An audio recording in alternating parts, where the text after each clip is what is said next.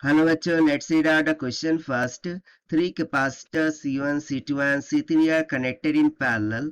A charge Q is given to the arrangement. How is the charge shared by the capacitors? So यहाँ पर basically हमें क्या बोल रखा है कि तीन कैपेसिटर्स है, ठीक है। लेट्स सपोज कि इस तरीके से हमारे पास थ्री कैपेसिटर्स है। एक हो जाता है C1, एक हो जाता है C2 और एक हो जाएगा C3। और इन तीनों को हमने क्या कर दिया है, पैरेलली इस तरीके से कनेक्ट कर दिया है। अब हम क्या कर रहे हैं, इस अरेंजमेंट को एक चार्ज क्यू प्रोवाइड कर रहे हैं, यानी कि ऑब्वियसली मैं इसके अक्रॉस में क्या करूंगा, एक बैटरी सप्लाई जोड़ूंगा। जैसे ही बैटरी सप्लाई मैं यहाँ पर कनेक्ट करूंगा, इसमें से चार्ज का फ्लो होना शुरू हो जाएगा, दैट इज क्यू। सो हम बताना है कि every and each of the capacitors, ठीक है, वो चार्जेस को किस तरीके से शेयर करेंगे। तो चलिए स्टार्ट करते हैं हम सॉल्यूशन से। But before of it, let's talk about the key concept which we are going to use here for this question.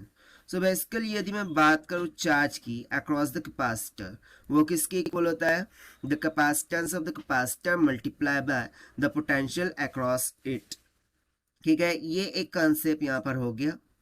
Now second concept, यदि मैं बात करूँ पैरेलल कॉम्बिनेशन का, ठीक है। सो इन पैरेलल combination,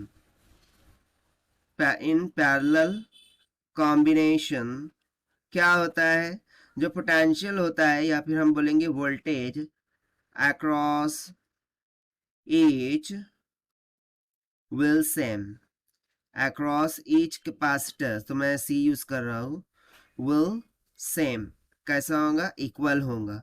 सो इन दो कॉन्सेप्ट्स का हम यहाँ पर यूज करेंगे। सो देखिए अकॉर्डिंग टू दिस, ठीक है, यदि मैं ये बोलूँ कि इन तीनों की जो इक्विवेलेंट कैपेसिटेंस है वो सी इक्विवेलेंट है, तो जैसा कि ये तीनों पैरेलली कनेक्टेड है, सो पैरेलल कॉम्बिनेशन में इनका इक्विवेलेंट सिंपली क्या हो जाता है, C1 plus C2 plus C3 के बराबर।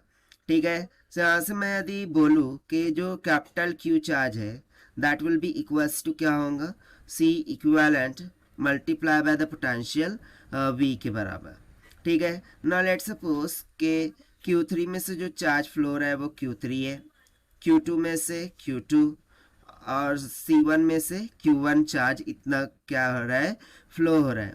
सो क्या मैं यहाँ पर ये बोल सकता हूँ कि जो Q1 है इसका मान किसके बराबर होगा, C1 V1। बट जैसा कि हमने बोला कि in parallel combination voltage across this capacitor will be same, so ये किसके बराबर होगा, V के बराबर। सिमिलरली मैं Q2 के लिए सिंपली क्या लिख सकता हूँ, C2 into we, and Q3 के लिए ओके Q3 चार्ज को मैं क्या लिख सकता हूँ, सिंपली C3 इंटू वी के बराबर। ठीक है, सो बेसिकली हमें क्या करना था, every and each of the capacitor जो चार्जेस का डिस्ट्रीब्यूशन हो रखा है वो किस तरीके से हो रहा है उसे हमें यहाँ पर बताना था। सो देखिए मैं यदि यहाँ से पोटेंशियल V का मान कैलकुलेट करूँ, देखिए यहाँ से मैं यहाँ से कैलकुलेट कर रहा हूँ, सो पोटेंशियल V का मान कितना आ जाएगा, Q divided by C equivalent की इक्वल।